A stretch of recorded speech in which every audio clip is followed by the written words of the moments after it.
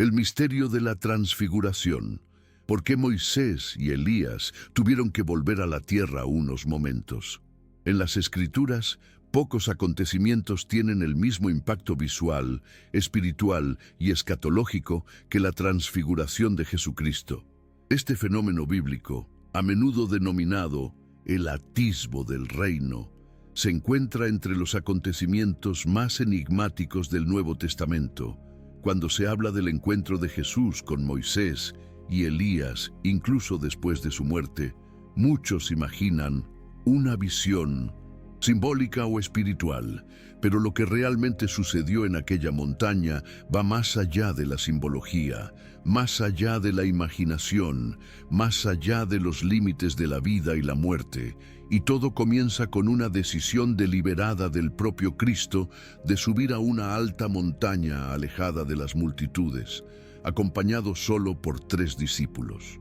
Jesús, ya consciente de proximidad de su misión final en Jerusalén, decidió llevar consigo a Pedro, Santiago y Juan. Esta elección no fue aleatoria, ya que estos 3 hombres formaban el círculo más íntimo entre los discípulos y fueron testigos de momentos que los demás no presenciaron. Esta separación intencionada se repite en acontecimientos como la resurrección de la hija de Jairo y la oración en Getsemaní. Sin embargo, ninguno de esos momentos se compara con lo que verían en el monte de la transfiguración. El escenario era montañoso, lejano, elevado, un lugar donde el cielo parecía tocar la tierra, y allí, entre el silencio y el viento, entre la tierra, firme y lo invisible, algo comenzó a cambiar. La elección del monte, al igual que la elección de los discípulos, tiene un significado profundo desde el Antiguo Testamento. Las montañas se presentan como lugares de revelación divina. Fue en el monte Sinaí donde Dios habló con Moisés y le entregó la ley. Fue en el monte Carmelo donde Elías se enfrentó a los profetas de Baal. Y ahora, en este monte, ambos reaparecen como si los capítulos anteriores de la historia sagrada se reencontraran en el corazón del Mesías. Marcos, Mateo y Lucas describen este acontecimiento de forma directa, pero cada detalle lleva ecos del pasado y presagios del futuro. La subida al monte es también simbólica del viaje espiritual. Para ver la gloria de Dios es necesario abandonar las multitudes, la comodidad y seguir con fe hasta el lugar de la revelación. En Mateo capítulo 17 versículos 1 y 2 leemos: 6 días después, Jesús tomó consigo a Pedro, a Santiago y a Juan, su hermano, y los llevó aparte Monte a un alto, y se transfiguró delante de ellos. Su rostro resplandeció como el sol, y sus vestiduras se volvieron blancas como la luz. La gloria que estaba oculta en el velo de la carne ahora brillaba desde dentro, no reflejada, sino emanada de su propia naturaleza divina.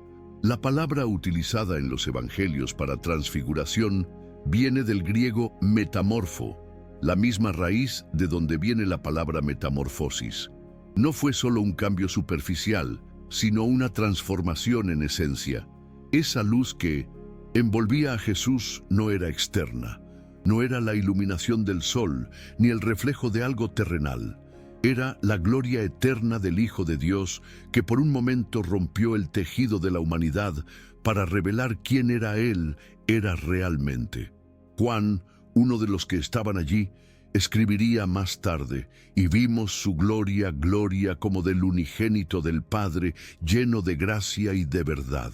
En el Evangelio de Juan, capítulo 1, versículo 14, es imposible no percibir el contraste entre el ambiente terrenal y la manifestación celestial. El monte se convierte en un puente, un portal, una rendija entre el tiempo y la eternidad. Es allí donde lo divino toca lo humano, donde lo eterno invade lo temporal. Ahora, aquellos 3 hombres, simples pescadores de Galilea, ven algo que ningún otro mortal había presenciado jamás. Los días en que la gloria del Señor llenaba el tabernáculo, ellos estaban viendo la gloria de Dios en Cristo. antes de la cruz, antes de la resurrección, antes de Pentecostés. No era una ilusión, no era una visión espiritual interior, era una manifestación concreta, visual, audible. Y lo que ocurre allí, en lo alto de ese monte, no es solo para los ojos de los discípulos, sino para la afirmación del plan divino. Jesús no los llevó allí para impresionarlos, sino para prepararlos. Estaban a punto de vivir los días más oscuros de sus vidas. Verían a su maestro ser rechazado, preso, torturado y crucificado. Pero antes de todo eso, Jesús les permite contemplar la gloria que vendría después del dolor. La transfiguración no es un acto aislado. Está situada en el Evangelio justo después de que Jesús anunciara su muerte y resurrección en Mateo, capítulo 16, versículo 28, donde dice: «En verdad os digo que algunos de los que están aquí no morirán hasta que vean al Hijo del Hombre venir en su reino», e inmediatamente después, 6 días más tarde, ocurre el evento en el monte. Esto no es una coincidencia, es un cumplimiento. Es una anticipación, es una demostración de lo que está por venir. Pedro, Santiago y Juan estaban viendo lo que algún día verá toda la humanidad. Estaban ante el Hijo del Hombre en poder, en majestad, en gloria. Era el reino manifestándose en forma de luz. Era la eternidad invadiendo el tiempo. Era el Cordero revelándose como león. El escenario elegido no era Jerusalén, ni un palacio, ni en medio del pueblo. Era en un alto monte donde no había distracciones, solo la revelación pura. La elección del aislamiento también es una lección espiritual. Hay momentos en que Dios elige revelar su gloria lejos de las multitudes, lejos del ruido, en lugares secretos. Es allí, en la soledad, en la obediencia silenciosa, donde se manifiesta la gloria. Los discípulos no sabían lo que verían, pero siguieron adelante y gracias a su obediencia contemplaron lo invisible. La narración va revelando capa tras capa, y mientras la luz irradia del rostro de Jesús, el tiempo parece suspendido. Los discípulos se ven situados entre dos realidades, la del mundo visible y la del reino eterno, un reino que no viene con apariencia exterior, como diría Jesús en Lucas, capítulo 17, versículo 21, pero que ahora se manifiesta ante ellos en plena luz. Ese monte se convierte por un breve instante en el escenario donde el cielo y la tierra encuentran, donde vivos y muertos dialogan, donde el pasado y el futuro se inclinan ante la eternidad del presente. La presencia de Moisés y Elías aún no ha sido percibida por los discípulos. En este momento, la atención se centra en lo que está sucediendo con Jesús, la intensidad de la luz, la atmósfera sobrenatural, la transformación ante sus ojos. Todo apunta a algo que está más allá de la comprensión humana. No hay explicaciones, solo reverencia. Lo que estaban viendo era Dios mismo revelado en carne. Era el cumplimiento de la profecía de Isaías, capítulo 9, versículo 6. Y se llamará su nombre Admirable, Consejero, Dios fuerte, Padre eterno, Príncipe de la paz. Mientras los ojos de los discípulos se adaptaban a aquella luz gloriosa y sus corazones intentaban comprender lo que estaban presenciando, algo aún más impresionante estaba a punto a suceder. El tiempo abriría otra rendija, el velo entre el mundo de los vivos y el de los muertos se rasgaría una vez más, y figuras que ya habían abandonado este mundo reaparecerían ante el Cristo glorificado, no en visiones, no en sueños, sino en plena realidad. Moisés estaba muerto, Elías nunca murió. ¿Cómo estaban juntos? La luz Jesús, cuando de repente dos figuras aparecen a su lado, no eran ángeles, no eran símbolos, eran personas reales. Los discípulos reconocen a los personajes que estaban allí sin haberlos visto nunca. Físicamente, era Moisés, el libertador, el legislador, el hombre del Sinaí, y era Elías, el profeta de fuego. el hombre que hizo que el cielo se cerrara y se abriera por oración. La aparición de estos dos gigantes de la fe junto a Jesús no solo es extraordinaria, sino profundamente reveladora. La presencia de Moisés y Elías en el monte de la Transfiguración plantea una de las preguntas más desafiantes de las Escrituras.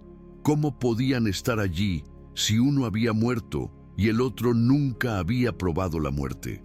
La respuesta exige un profundo viaje a través de la Biblia, uniendo el pasado, el presente y la eternidad. Comencemos con Moisés en Deuteronomio, capítulo 34, versículo 5, donde está escrito: Así murió allí Moisés, siervo del Señor, en la tierra de Moab, conforme a la palabra del Señor, como se le había dicho. Esta verdad está afirmada en las Escrituras sin rodeos. Más aún, en Deuteronomio, capítulo 34, versículo 6, se revela que Dios lo sepultó y que nadie sabe hasta hoy el lugar de su sepultura. Esa muerte solemne, solitaria y sagrada siempre ha estado rodeada de misterio. Moisés muere en el monte Nebo con los ojos puestos en la tierra prometida a la que no pudo entrar. Sin embargo, siglos después, aparece vivo junto al Mesías. Esta aparente paradoja nos lleva a comprender que la muerte no es el fin de la conciencia ni de la existencia. El alma, incluso después de la muerte del cuerpo, sigue viva ante Dios. En Eclesiastés, capítulo 12, versículo 7, está escrito: Y el polvo vuelve a la tierra, como era, y el espíritu vuelve a Dios, que lo dio. Moisés, aunque muerto, estaba espiritualmente vivo. Su presencia ante Jesús demuestra la realidad de la vida después de la muerte. Incluso indica que aquellos que descansan en el Señor permanecen plenamente conscientes, lúcidos y capaces de participar activamente en la voluntad de Dios en los cielos. Por su parte, Elías nunca murió. En Segunda de Reyes, capítulo 2, versículo 11, leemos: Y sucedió que mientras iban andando y hablando, he aquí que un carro de fuego con caballos de fuego los separó uno del otro y subió al cielo en un torbellino. Elías es una excepción en el testimonio de las Escrituras, al igual que Enoc en Génesis, capítulo 5, versículo 24, quien fue tomado por Dios sin experimentar la muerte. No fue sepultado, no dejó sepultura. Simplemente fue llevado, y el hecho de que Elías esté ahora ante los ojos de Pedro, Santiago y Juan, junto a Moisés y Jesús, cierra un ciclo revelador. Lo que tenemos ante nosotros es una teofanía, pero también una representación escatológica. Moisés y Elías no aparecen solo como grandes hombres de fe, sino que surgen como arquetipos. Moisés representa a los que murieron en el Señor, que descansan y esperan la resurrección. Elías representa a los que serán arrebatados, transformados vivos en la venida del Señor.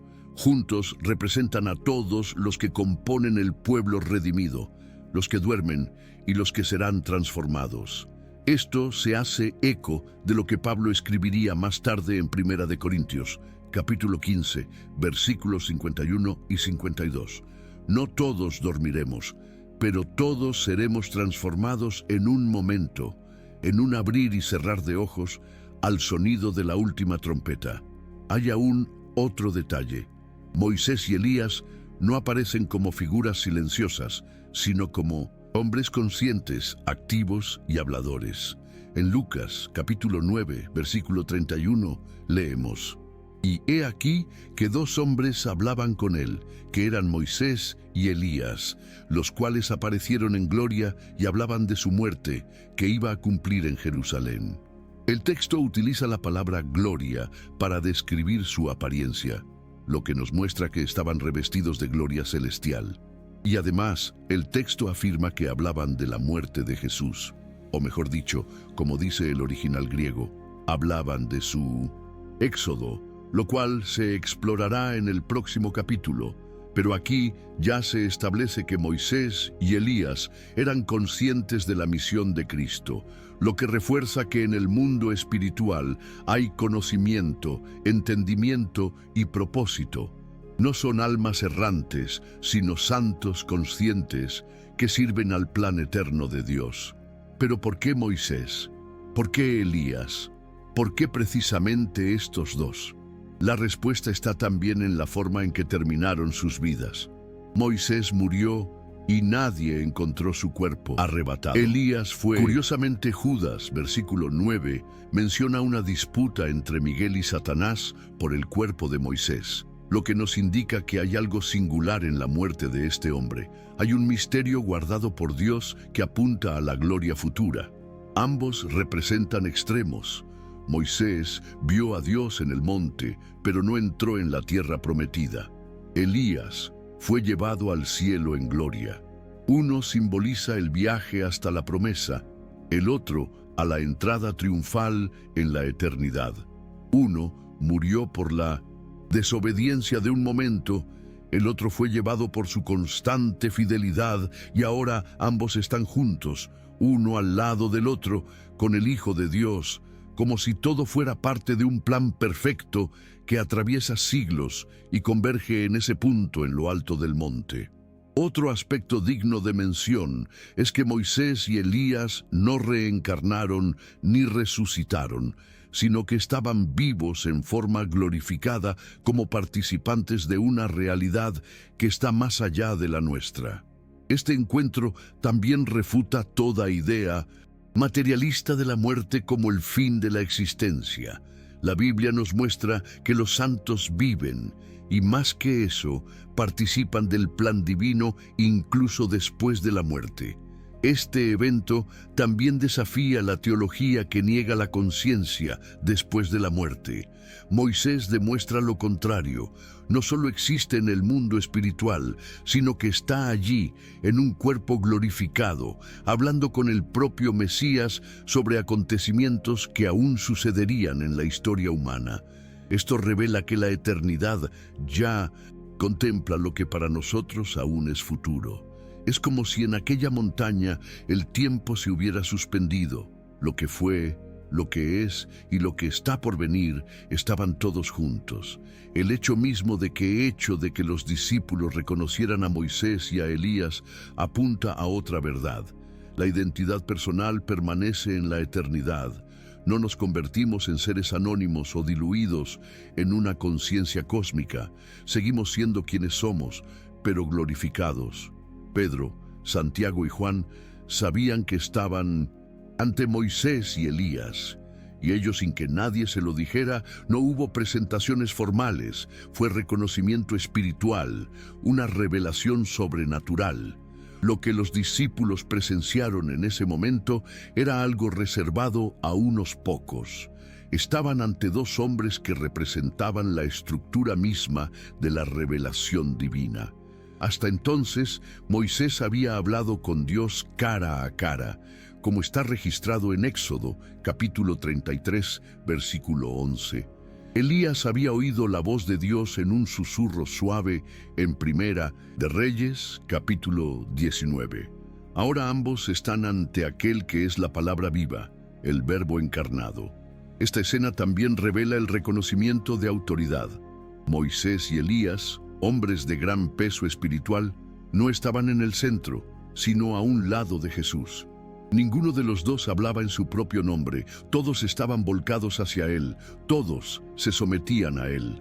Moisés entregó la ley, Elías anunció la venida del Señor, pero ahora ambos se inclinan ante aquel que es el cumplimiento de la ley y de los profetas, mientras los ojos de los discípulos aún intentaban comprender lo que estaban viendo, sus oídos captaban fragmentos de una conversación que parecía traspasar los límites de la realidad, y el tema de ese diálogo era algo que los confundiría aún más. No se trataba de gloria futura ni de victorias en este mundo. Hablaban de la cruz, de la muerte, de la partida, una partida que no significaba derrota, sino liberación. Y es en este punto donde una palabra oculta en los evangelios cobra sentido. Una palabra antigua cargada de recuerdos y significados. Una palabra que nos lleva de vuelta a Egipto, pero que ahora apunta a Jerusalén.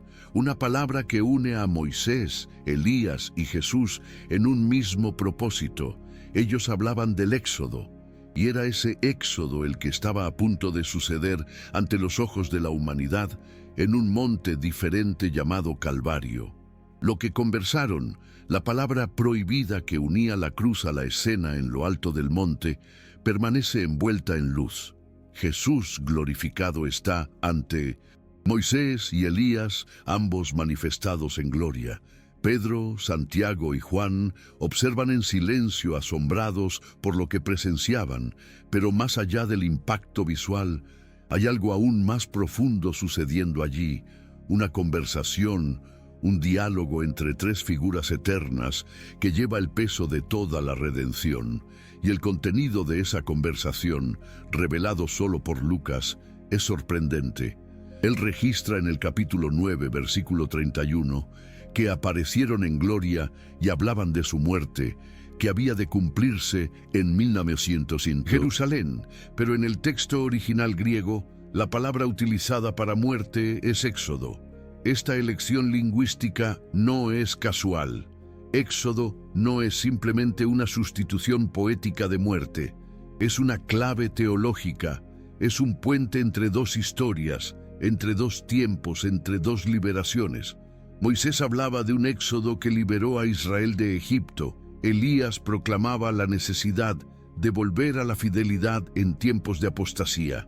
Ahora ambos están ante Jesús hablando de un nuevo éxodo, no de una tierra extranjera, sino de la condición caída de la humanidad. No un paso geográfico, sino espiritual. Un éxodo que se llevaría a cabo no con un cayado o señales, sino con sangre y cruz. El éxodo de Moisés liberó a un pueblo de la esclavitud física. El éxodo de Jesús liberaría a toda la creación de la esclavitud del pecado. En Romanos capítulo 8, versículo 21, Pablo escribe: también la creación misma será liberada de la esclavitud de la corrupción a la libertad de la gloria de los hijos de Dios. Eso hablaban. La liberación total, la redención definitiva, la victoria sobre la muerte, el plan que había sido diseñado desde antes de la fundación del mundo, ahora estaba a punto de concretarse, y Moisés y Elías fueron enviados para dialogar con el Hijo al respecto.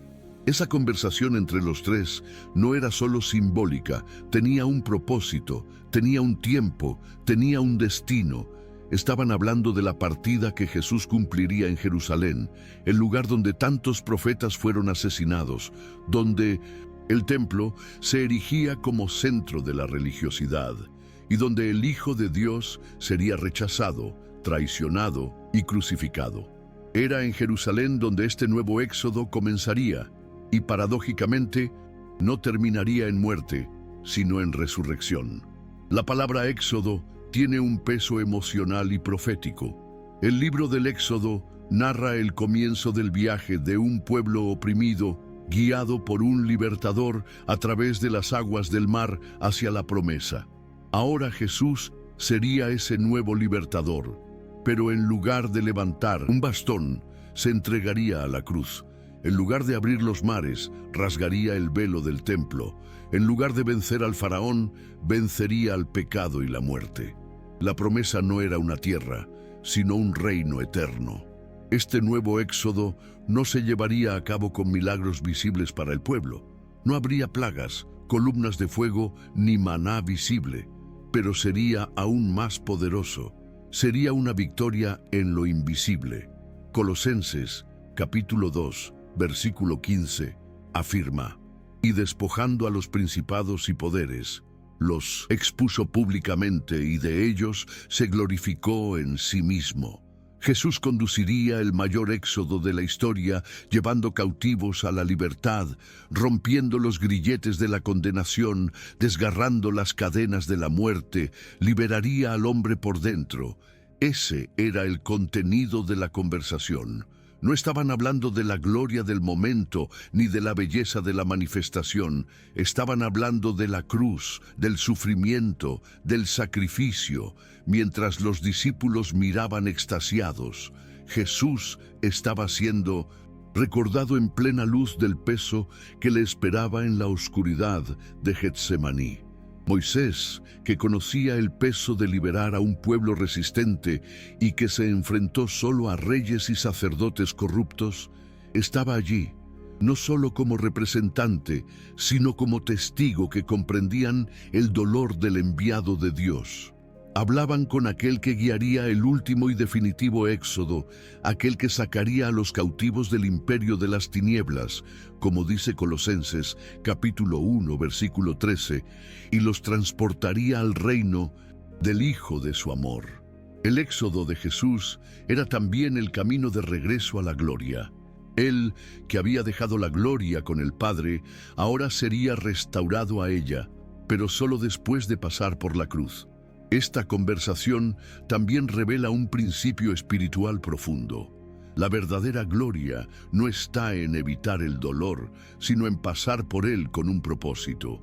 La transfiguración y el éxodo están conectados. El Cristo glorificado es el mismo Cristo crucificado.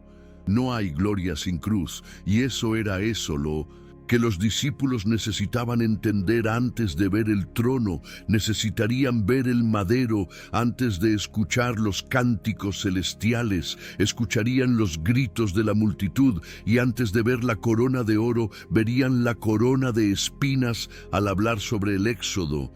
Moisés y Elías también estaban atestiguando la soberanía del divino. No había casualidad, no había improvisación. La cruz no fue una sorpresa en el camino, era el camino mismo.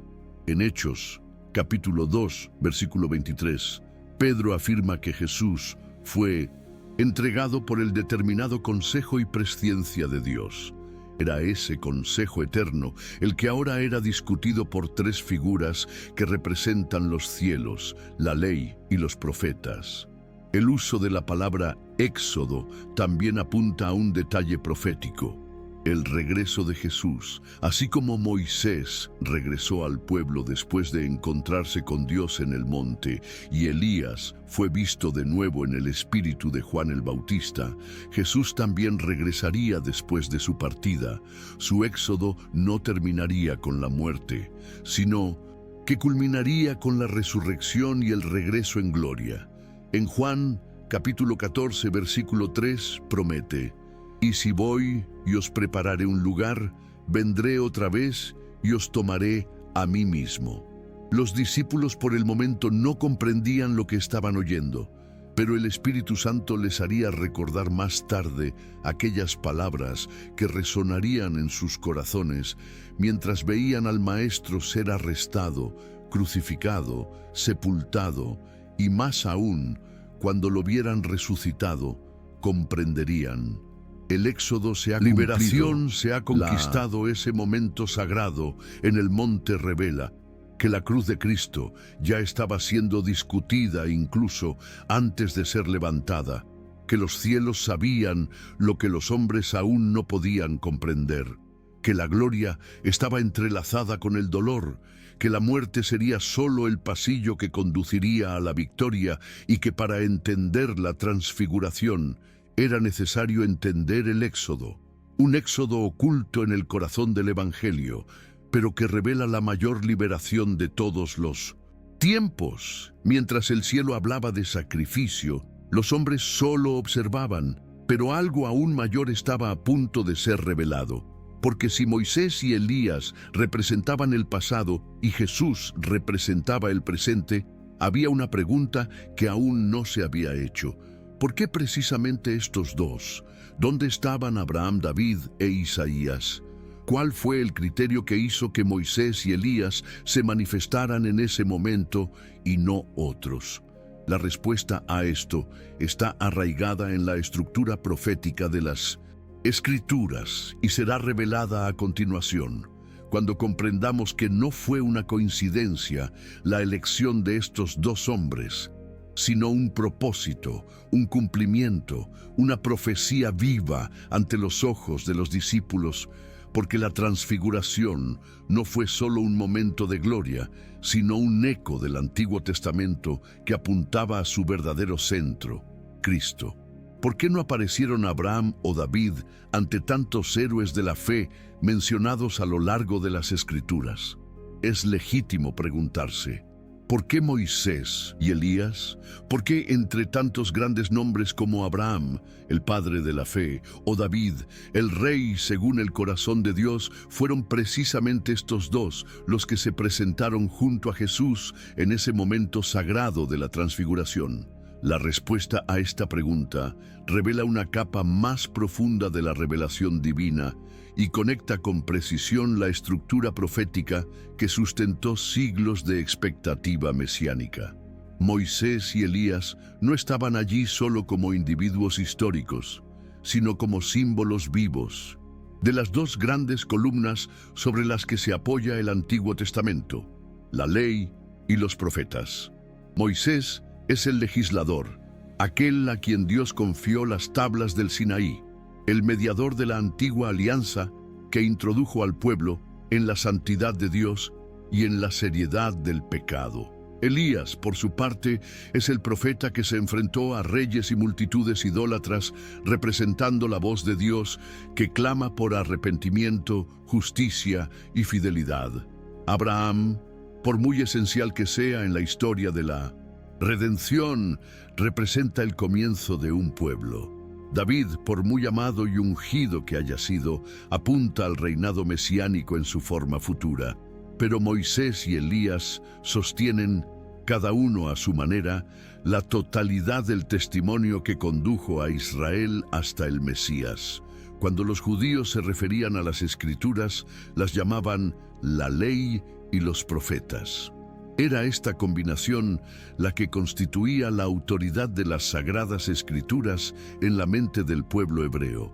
En el Evangelio de Lucas, capítulo 24, versículo 27, leemos que Jesús, después de su resurrección, caminando con dos discípulos de camino a Emaús, comenzando por Moisés y todos los profetas, les explicó lo que se encontraba en todas las Escrituras.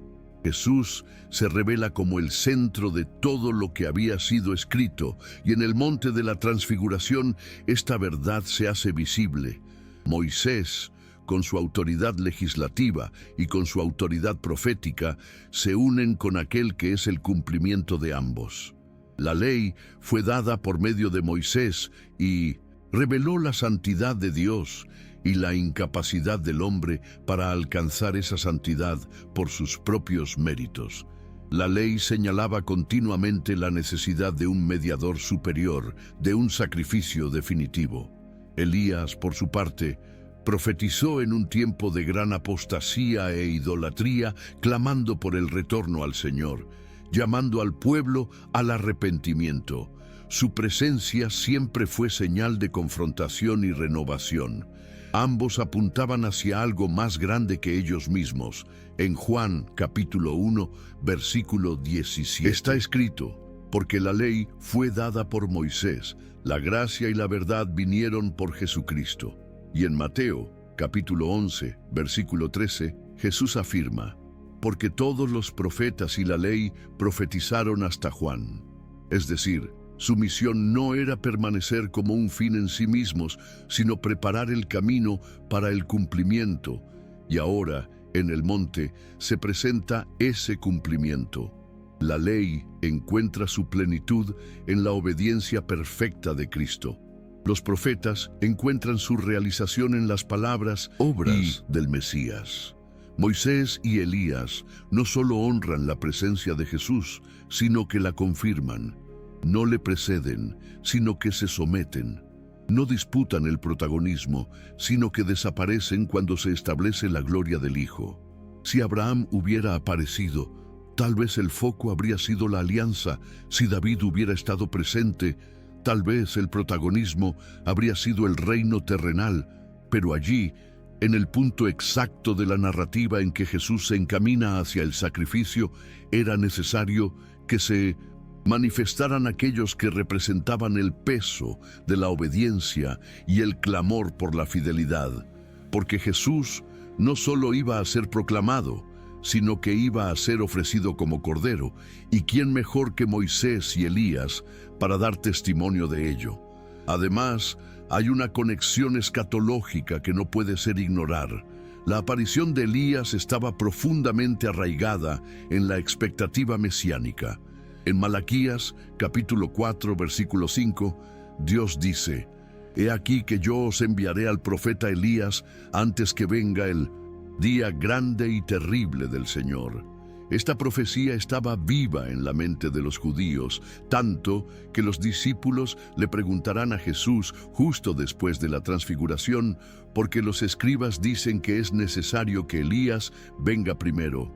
La respuesta de Jesús es clara y profunda en Mateo, capítulo 17, versículo 12, donde dice: «Elías ya vino y no le reconocieron». Aquí Jesús se refiere a Juan el Bautista, que vino en el espíritu y el poder de Elías, como había anunciado el ángel Gabriel, anunciado en Lucas, capítulo 1, versículo 17. Aún así, la presencia del propio Elías en el monte también sirve como anticipación del día del Señor. Apunta a algo más grande, a una realidad que trasciende el tiempo y apunta al fin. Moisés, por su parte, es aquel cuya muerte estuvo envuelta en misterio, nadie supo dónde fue sepultado, y en Judas, versículo 9, se nos informa de que hubo una disputa espiritual por su cuerpo, lo que nos revela que hay una importancia cósmica en la figura de Moisés, que su misión no terminó con su muerte, que su vida fue utilizada como instrumento no solo para el pasado, sino también como señal profética para el futuro. Ambos representan no solo la estructura del Antiguo Testamento, sino también los dos grandes testimonios que apuntan a Cristo. Un testimonio escrito, la ley; un testimonio proclamado, los profetas. Y ambos ahora ceden el escenario a aquel que es la palabra encarnada. Aparecen y luego desaparecen porque su misión termina allí. La misión de Cristo, sin embargo, apenas comienza.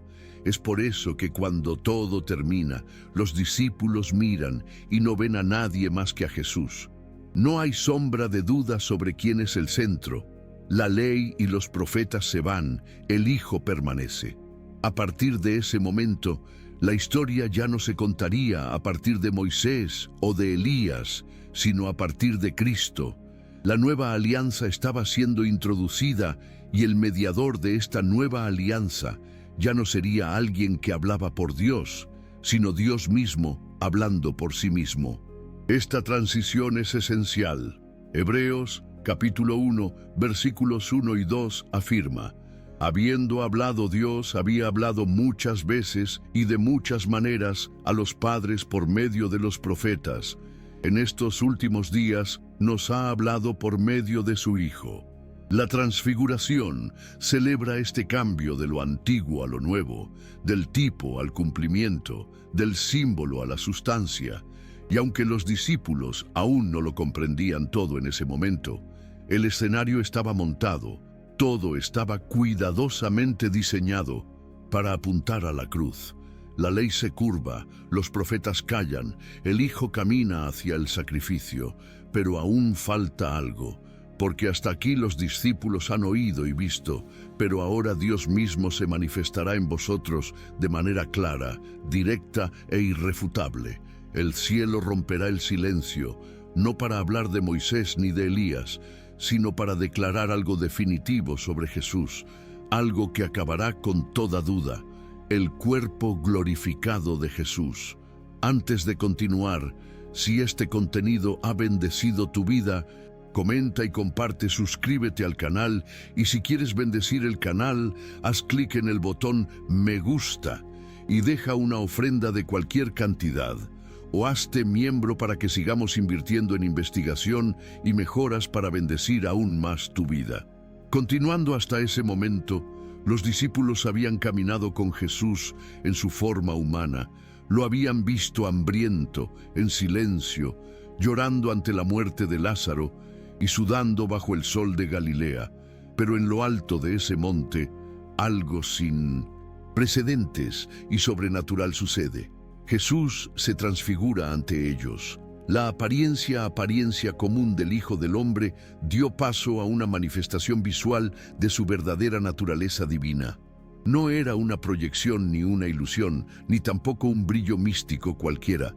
Era la revelación de Cristo en gloria, anticipando lo que está por venir y ofreciendo a sus discípulos un atisbo de lo que se verá en toda la tierra, en la consumación de los tiempos. Mateo capítulo 17, versículo 2, dice: «Y se transfiguró delante de ellos, y su rostro resplandeció como el sol, y sus vestiduras se volvieron blancas como la luz». Esta descripción no es poética, es teológica. Indica que el cuerpo de Jesús sufrió una transformación temporal, un fenómeno que rompió el velo de la carne para mostrar la gloria del Verbo eterno. Su humanidad no fue anulada, sino envuelta por su divinidad. Por primera vez, los ojos humanos presenciaron el esplendor del cuerpo glorificado que un día volverá a gobernar la tierra. El cuerpo glorificado de Jesús, en ese instante, es una anticipación de lo que se describe en Apocalipsis, capítulo 1, versículos 14 a 16, donde Juan lo ve con el rostro como el sol, cuando resplandece en su fuerza. No es casualidad que sea el mismo Juan que estuvo presente en la transfiguración, el mismo que cayó como muerto al verlo glorificado en la isla de Patmos. Lo que Juan vio en el Apocalipsis ya lo había experimentado brevemente en aquel monte. La diferencia es que en el monte era solo un adelanto en la visión del fin, era la revelación completa. La transformación de Jesús en cuerpo glorificado es también un testimonio sobre el destino de la humanidad redimida. En Filipenses capítulo 3 versículo 21, Pablo afirma que Jesús transformará nuestro cuerpo abatido para que sea conforme a su cuerpo glorioso. Lo que los discípulos vieron es lo que todos los salvados verán. El cuerpo de humillación será revestido de incorruptibilidad. La gloria del Hijo se reflejará en aquellos que creen. Las vestiduras de Jesús se volvieron blancas como la luz. Marcos capítulo 9, versículo 3, especifica que sus vestiduras se volvieron resplandecientes, extremadamente blancas, como ningún lavandero en la tierra podría blanquearlas. La comparación es humana, pero la realidad es celestial. Esa luz no venía de fuera, no se reflejaba como la luz que iluminó el rostro de Moisés en el Sinaí. Era una luz que partía de dentro, era la gloria del mismo Dios fluyendo desde el Hijo, atravesando la materia, revelando la esencia. En Hebreos capítulo 1, versículo 3, Jesús es llamado el resplandor de la gloria y la expresión exacta de su ser. Los discípulos estaban ante un cuerpo humano que ya llevaba en sí la eternidad. Estaban viendo lo que todos verán el día del regreso de Cristo. Estaban siendo preparados para no escandalizarse con la cruz, porque ahora conocían la gloria y estaban siendo advertidos de que el reino, aunque comenzaría con sufrimiento, terminaría con majestad. Este acontecimiento sirve aún como señal para toda la iglesia, porque lo que se vio en el monte será el patrón de la revelación futura. En 1 Juan capítulo 3, versículo 2, está escrito: «Sabemos que cuando Él se manifieste, seremos semejantes a Él, porque tal como Él es, así seremos nosotros». La transfiguración es el eco anticipado de la segunda venida. No fue una visión espiritual ni una imagen simbólica, sino una manifestación real, concreta, visible y tangible. Los apóstoles no estaban en el monte, despiertos y conscientes, presenciando la gloria del Hijo de Dios en forma humana. Otro detalle que hace que este momento sea único es que el cuerpo de Jesús aún no había pasado por la cruz. El cuerpo glorificado que se manifiesta allí es una anticipación, una invasión del tiempo futuro en el tiempo presente. Lo que debía verse después de la resurrección se muestra antes, como prueba de que la muerte no tendría la última palabra. La transfiguración es un sello divino que dice: el Cordero será ofrecido, pero el león ya reina.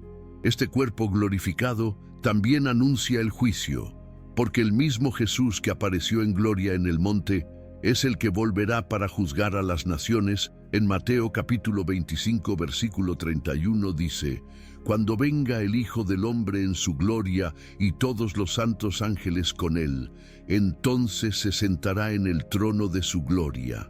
Lo que los discípulos vieron no era solo hermoso, era también temible, era majestuoso, y justo era la gloria que juzga, la gloria que separa, la gloria que reina. Nada más justo que los discípulos cayeran con el rostro en tierra. No era miedo común, era temor sagrado, era el reconocimiento de que estaban ante el Santo de los Santos, el Rey. Y es precisamente en este punto donde comprendemos por qué Moisés y Elías desaparecen de la escena. Estaban allí para dar testimonio, pero la gloria que ahora resplandece ya no les permite permanecer. El centro es Cristo y su gloria es inigualable. El cuerpo glorificado de Jesús apunta también a la superioridad de la nueva alianza. La ley fue dada con truenos y fuego en el Sinaí, pero ahora la revelación del Hijo se produce en forma de gloria personal. Dios ya no se manifiesta en símbolos, sino en el propio rostro de su Hijo. Esto lo cambia todo, redefine la relación del hombre con lo sagrado. La gloria que antes mataba en el desierto, ahora se ve con vida a través del Hijo. La santidad ahora tiene un rostro, y ese rostro resplandece con la gloria eterna.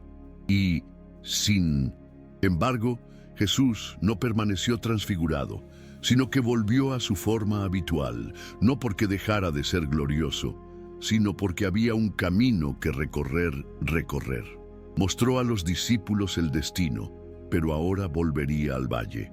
La montaña fue solo el comienzo. El cuerpo glorificado era el final del proceso, pero el siguiente paso aún sería la cruz. Y era necesario que ellos lo entendieran, la gloria real. Pero la cruz era inevitable. Esta es una de las lecciones más profundas de la transfiguración. La gloria está reservada, pero antes viene la entrega. La luz eterna está prometida, pero el camino pasa por la oscuridad de la obediencia. Los discípulos no podían quedarse en la montaña, tenían que bajar. Tenían que comprender que la gloria no sustituye al sufrimiento, sino que lo recompensa, pero no todos estaban preparados para ello. Pedro, impulsivo como siempre, sugirió quedarse allí, construir tiendas, retener ese momento, y es precisamente en ese instante cuando una voz más alta rompe el silencio. Una voz que los pone de rodillas, una voz que no permite comparaciones ni distracciones, porque lo que vendrá a continuación ya no es Moisés, ni Elías, ni el resplandor de las vestiduras, es la voz del Padre, es el cielo hablando directamente, y cuando Dios habla todo lo demás se calla. La voz que vino de la nube mientras los discípulos aún estaban atónitos ante lo que veían, tratando de absorber la magnitud de aquella gloriosa manifestación. Pedro, tomado por la emoción y el impulso de fijar lo sagrado en el tiempo, toma la palabra con los ojos fijos en Jesús, Moisés y Elías y declara: Señor, es bueno que estemos aquí. Si quieres, haremos aquí 3 tiendas, una para ti, una para Moisés y otra para Elías. Esta frase, registrada en Mateo capítulo 17, versículo 4, no es solo una sugerencia práctica, sino que revela algo más profundo. El deseo humano de congelar momentos espirituales, de institucionalizar experiencias divinas y, sin darse cuenta, de poner al Hijo de Dios al mismo nivel que los siervos Pedro, Aún sin discernir plenamente lo que tenía ante sus ojos, intenta igualar a Jesús con los grandes hombres del pasado y sugiere 3 tiendas, como si la gloria de Moisés, la autoridad de Elías y la presencia de Cristo pudieran compartir el mismo espacio en igualdad. Y es en ese preciso instante cuando el Padre Celestial interviene. Una nube luminosa los envuelve y desde el interior de la nube se oye una voz que no es de hombre ni de ángel, sino del mismo Dios. La respuesta del cielo es clara, firme y definitiva. En Mateo capítulo 17, versículo 5 está escrito: «Este es mi Hijo amado, en quien tengo complacencia. A él oíd». Escuchad esta declaración tan simple y al mismo tiempo tan profunda que establece de una vez por todas la supremacía de Jesús. Él ya no es uno más entre los profetas, no es un líder espiritual destacado al lado de otros, es el Hijo, y ante el Hijo toda comparación queda anulada. Esta es la segunda vez que se oye la voz del Padre declarando amor y aprobación al Hijo. La primera fue en el bautismo, cuando Jesús comenzó su ministerio terrenal. Ahora, en el monte de la transfiguración, esa voz resuena de nuevo, sellando el comienzo de la segunda fase, el camino hacia la cruz. El Padre no solo valida al Hijo, sino que da una orden. Escuchadle. No escuchéis la ley en primer lugar. No escuchéis a los profetas como autoridad final. Escuchad al Hijo. Él es la voz definitiva de Dios. La nube, en este contexto, es un símbolo cargado de significado en el Antiguo Testamento. La nube representaba la presencia de Dios entre el pueblo, guiaba a los israelitas en el desierto, llenaba el tabernáculo, descendía sobre el monte Sinaí. Ahora, esa misma nube envuelve a Jesús, no como señal de distancia, sino como confirmación de que la plenitud de la presencia divina está en él. Hebreos capítulo 1, versículo 2, lo deja explícito. En estos últimos días nos ha hablado por el Hijo. El silencio de siglos ha sido roto, no por nuevos mandamientos, ni por nuevas visiones proféticas, sino por la encarnación de la palabra viva. Los discípulos, al oír la voz, caen con el rostro en tierra, tomados de pavor. No era solo respeto, era terror sagrado. Sabían que estaban escuchando algo que ninguna carne podía soportar por sí misma.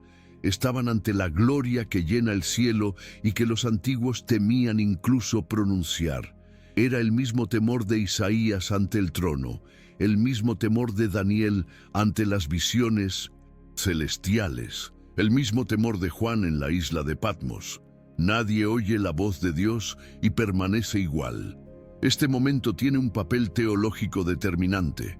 Revela la identidad de Jesús como el Hijo eterno, pero también lo distingue completamente de todos los que vinieron antes que él. Moisés habló con Dios, Elías oyó la voz de Dios, pero Jesús es la palabra de Dios, y por eso la voz del Padre no permite que Pedro construya tiendas. Ya no hay lugar para 3 autoridades, ahora solo hay una. Las tiendas no se levantarán, Moisés y Elías desaparecerán de la escena. El Hijo permanecerá y será a Él a quien los hombres deberán escuchar, seguir, adorar. Hay también un aspecto de corrección en este episodio. Pedro, incluso con buenas intenciones, se equivoca al intentar eternizar la experiencia. Quiere permanecer en lo alto, quiere fijar lo extraordinario, quiere evitar el retorno al mundo común, pero Dios se lo impide. La revelación no debía ser retenida, debía ser comprendida y luego seguida. La fe verdadera no se alimenta de experiencias repetidas, sino de revelaciones que impulsan a la obediencia. El monte era sagrado, pero la misión estaba en el valle. La orden «escuchadle» resuena como un mandato divino que aún hoy resuena en un mundo en el que tantas voces compiten por la atención. Maestros, líderes, tradiciones e interpretaciones. La voz del Padre apunta a un único foco. Escuchen al Hijo. Esa orden tiene implicaciones espirituales y prácticas. Significa que toda enseñanza debe ser evaluada a la luz de lo que Cristo dijo, que toda revelación debe someterse a lo que Él reveló, que toda doctrina debe encontrar en Él su fundamento. Esa voz, por lo tanto, rompe no solo el silencio del monte, sino el silencio del entendimiento humano. Rescata a los discípulos del error, del impulso de la confusión y los dirige hacia la verdad central del Evangelio. Jesús es el Hijo, no hay otro como Él. Y es a partir de ese momento que los ojos se abren al verdadero significado de la transfiguración. Lo que se vio no es solo gloria, es identidad, es posición, es misión. Y la misión del Hijo no se cumpliría allí arriba, sino más abajo, en otro monte llamado Calvario. La respuesta de Jesús al ver a los discípulos postrados también es reveladora. Se acerca, los toca y les dice: «Levantaos y no temáis». El toque del Maestro siempre es restaurador. La palabra que sale de su boca siempre es vida. Cuando levantan los ojos, solo ven a Jesús. Moisés y Elías se han ido. También, pero Él permanece porque Él es el centro de todo. La ley y los profetas han pasado. El Hijo permanece. El hecho de que los discípulos solo vean a Jesús al final del episodio no es casual. Es el mensaje que el monte de la transfiguración graba en el alma. Después de todo, lo único que queda es Él. Cuando la gloria se va, cuando las voces se callan, cuando los signos desaparecen, el Hijo permanece. A Él debemos mirar, a Él debemos escuchar, a Él debemos seguir. Pero incluso después de una manifestación tan grandiosa, Jesús les advertirá que no cuenten a nadie lo que han visto, al menos no hasta que Él resucite. Un nuevo misterio se presenta. La revelación se ha hecho, pero el mundo aún no está listo para escucharla. La gloria se ha visto, pero aún no puede ser proclamada porque antes de que se anuncie el reino es necesario que se levante la cruz y los discípulos, por mucho que hayan visto, aún no lo entienden todo. Aún hay preguntas que arden en sus corazones, especialmente una: ¿qué hay de Elías? La profecía no decía que él debía venir primero. ¿Por qué Jesús pidió silencio sobre la visión justo después de la escena más sublime que Pedro, Santiago y Juan habían presenciado? Jesús hace algo sorprendente. No les encarga que bajen del monte proclamando lo que han visto. No les envía a contar al mundo que Moisés y Elías se han aparecido ante ellos. Ni siquiera les permite compartir el sonido de la voz del Padre. Al contrario, mientras bajan del monte, les advierte firmemente, tal y como está registrado en Mateo, capítulo 17, versículo 9. A nadie contéis la visión hasta que el Hijo del Hombre resucite de entre los muertos. Este silencio ordenado parece contradictorio a la lógica humana. Después de todo, lo que sucedió allí no era algo que pudiera ocultarse fácilmente. Era glorioso, profético, escatológico. Era el tipo de evento que cualquiera querría presenciar y anunciar. Pero la orden de Jesús es clara: silencio. Aún no era el momento. Revela algo esencial sobre el reino de Dios.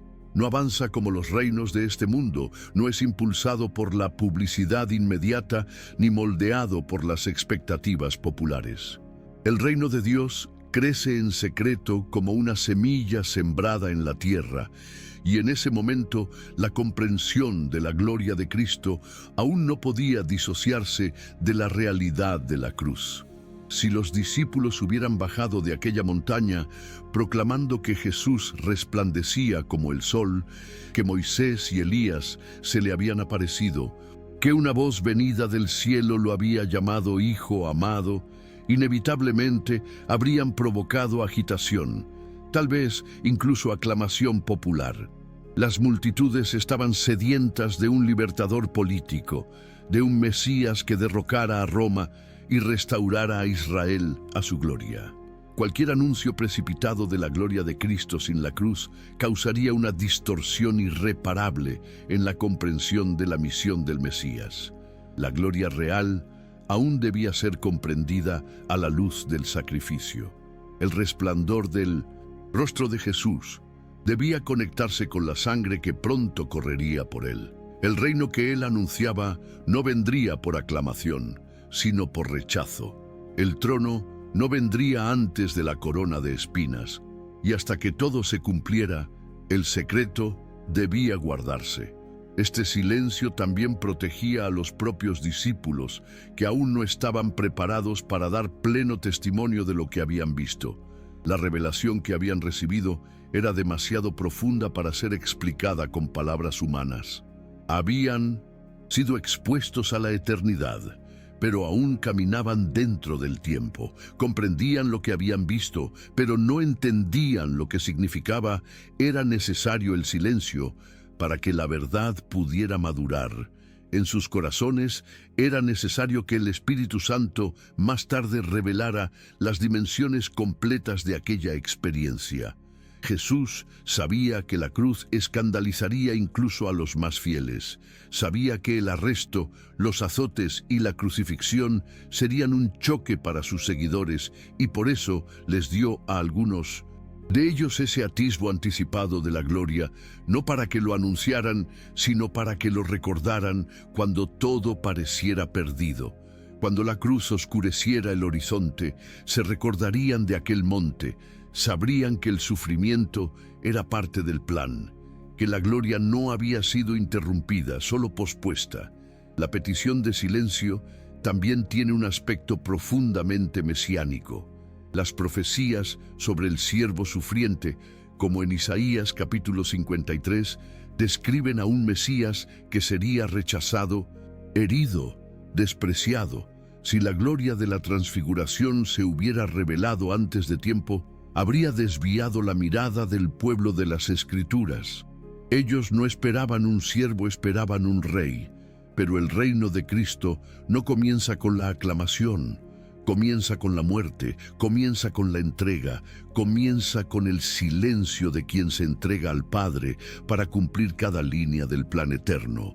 Al instruir a los discípulos que no contaran la visión hasta después de su resurrección, Jesús establece un hito. Solo después de que la muerte fuera vencida, la gloria podría ser comprendida en su plenitud. El mismo Cristo que había brillado en el monte, ahora caminaría para ser levantado en la cruz. Y solo quienes entendieran los dos momentos, la cruz y la gloria, podrían proclamar verdaderamente el Evangelio del Reino.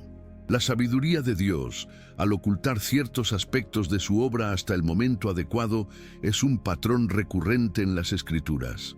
En Colosenses capítulo 1, versículo 26, Pablo habla del misterio que ha estado oculto durante siglos y generaciones y que ahora ha sido manifestado a sus santos.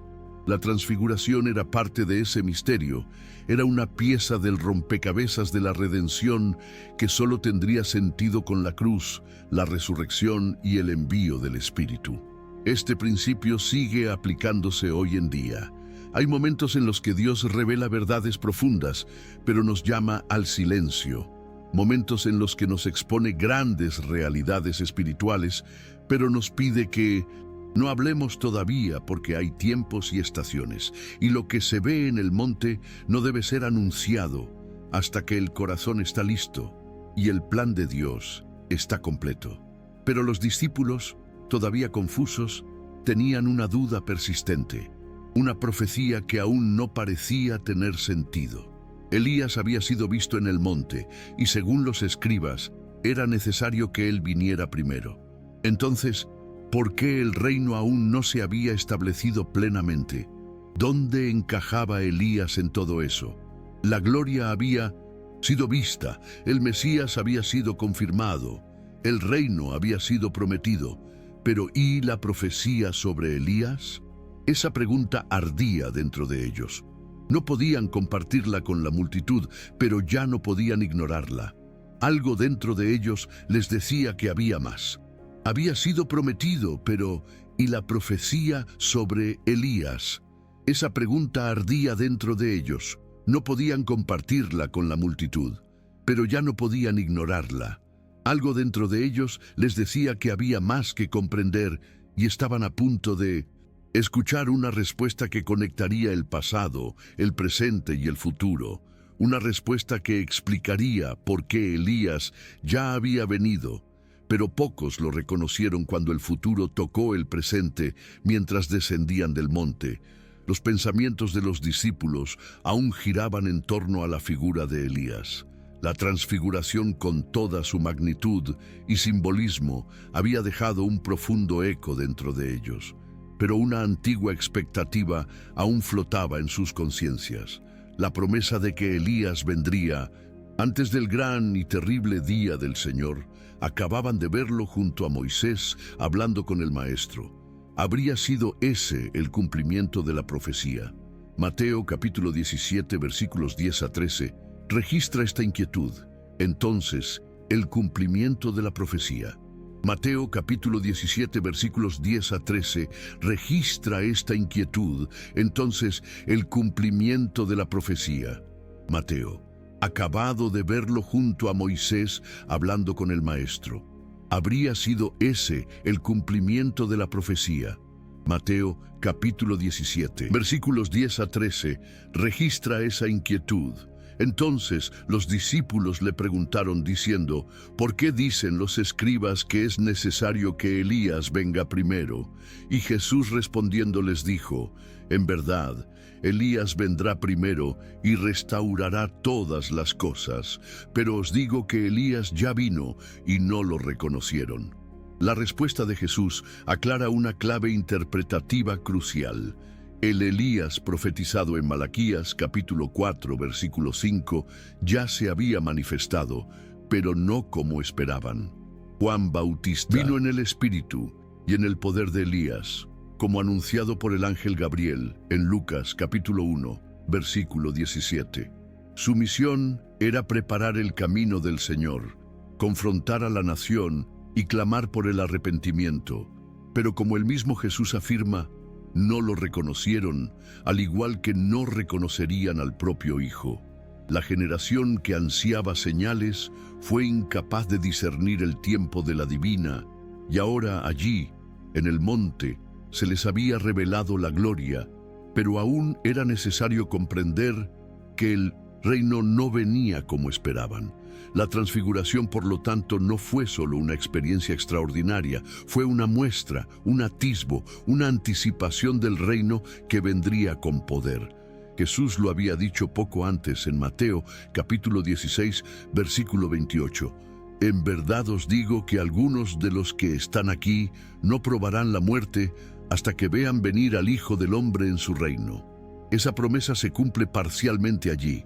Pedro, Santiago y Juan no solo vieron, sino que participaron en un momento en el que el futuro invadió el presente, el reino de Dios, a menudo mal entendido como un acontecimiento meramente escatológico, se reveló allí como una realidad viva, presente y transformadora. Jesús, al transfigurarse, al ser reconocido por el Padre y al conversar con Moisés y Elías, estaba anunciando que el reino no es solo algo que vendrá, sino algo que ya está en funcionamiento, un reino que comienza en silencio, pero que un día será visible para todos.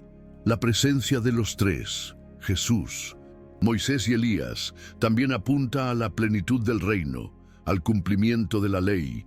La voz de los profetas y el Verbo encarnado estaban unidos en un único espacio, en un único momento, y en ese instante el monte se convirtió en algo más que un escenario, se convirtió en un templo vivo, un lugar donde lo eterno y lo temporal se encontraron, donde los cielos descendieron y la tierra se elevó.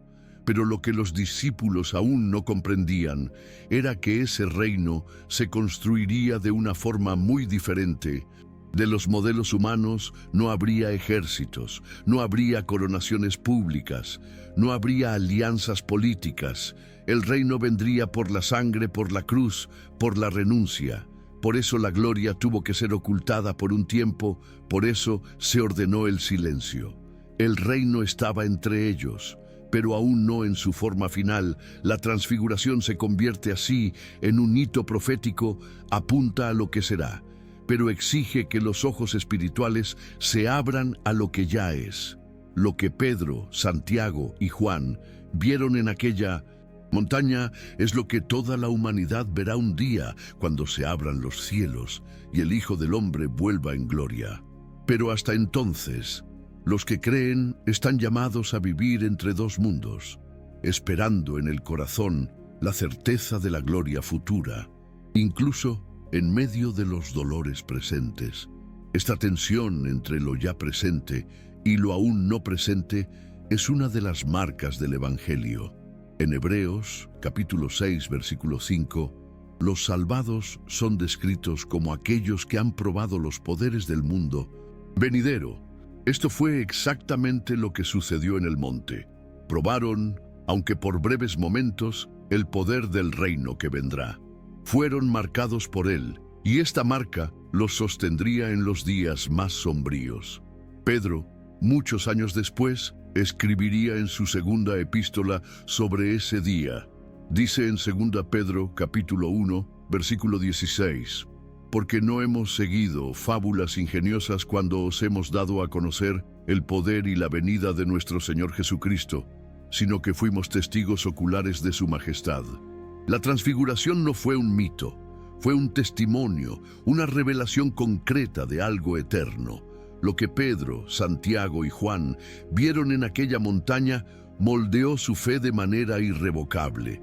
Más tarde comprendieron que la gloria de Cristo no era una promesa lejana, sino una realidad cercana, que el reino no sería establecido por la fuerza, sino por la obediencia, y que aquellos que desean compartir esa gloria también deben compartir la cruz. La transfiguración fue un sello, una respuesta divina al corazón humano que duda, que teme, que flaquea. Fue como si el Padre dijera: «Este es mi Hijo, Él es el centro, Él es el camino, Él es la promesa», e incluso cuando todo parezca oscuro, incluso cuando los clavos atraviesen sus manos, incluso cuando la piedra sea colocada sobre la tumba, recordad, el reino ya ha sido revelado a gloria, ya ha sido anunciada, y el final ya ha sido escrito. Los discípulos aún tendrían mucho que enfrentar. Aún verían a su maestro ser arrestado, escarnecido, aún llorarían, aún dudarían. Pero algo dentro de ellos había cambiado, algo había sido depositado profundamente. Ellos lo sabían, lo habían visto, lo habían oído, lo habían tocado, y aún sin entenderlo todo, sabían que lo que vieron en aquel monte era real, y que pronto toda la tierra también lo vería. Pero hasta entonces el reino seguiría revelándose, ya no en las altas montañas, sino en los corazones, y a partir de ese día comenzó un nuevo tiempo, porque aunque habían descendido del monte, la gloria nunca los abandonó, los acompañaría, los moldearía, los incendiaría y los prepararía para anunciar que el Rey ya ha venido, que el reino ya ha llegado y que un día volverá, ya no oculto, ya no en silencio, ya no para mostrar una muestra, sino para reinar para siempre. El monte de la transfiguración fue más que un escenario de gloria. Fue un recordatorio de que en medio de las dudas, el silencio, las cruces y los valles de la vida, todavía existe un reino que nos espera. Un reino que ya ha comenzado dentro de cada corazón que cree y que un día se revelará en plenitud ante todos los ojos. Jesús no es solo el centro de esa escena, es el centro de la historia, es el cumplimiento de la ley, la voz final sobre los profetas, la esperanza de los que murieron y la fuerza de los que viven, es la luz que no se apaga después de bajar del monte, es el Hijo amado, Padre, y hoy todavía está llamando. Si a lo largo de todo lo dicho, algo ha tocado tu corazón, si alguna verdad ha despertado en ti un deseo de volver, de empezar de nuevo, de entregarte por completo, no ignores este momento. Jesús no se revela para impresionar, se revela para transformar. Hoy, si deseas reconciliarte con nuestro Salvador Jesucristo por haberte alejado de sus caminos o quieres iniciar un nuevo camino hacia la salvación eterna, comenta aquí abajo: te acepto, Señor Jesús, como mi único y suficiente Señor y Salvador de mi vida. Y si ya vives esta verdad, escribe amén en los comentarios. Esto no solo fortalece tu fe, sino que también ayuda a que este mensaje llegue a vidas que necesitan urgentemente esta esperanza. Compártelo con alguien a quien amas. Puede que este sea el monte donde su corazón sea transformado. Jesús sigue siendo el mismo ayer, hoy y eternamente. Y aunque los ojos aún no lo vean, el corazón puede reconocerlo. Hasta la próxima.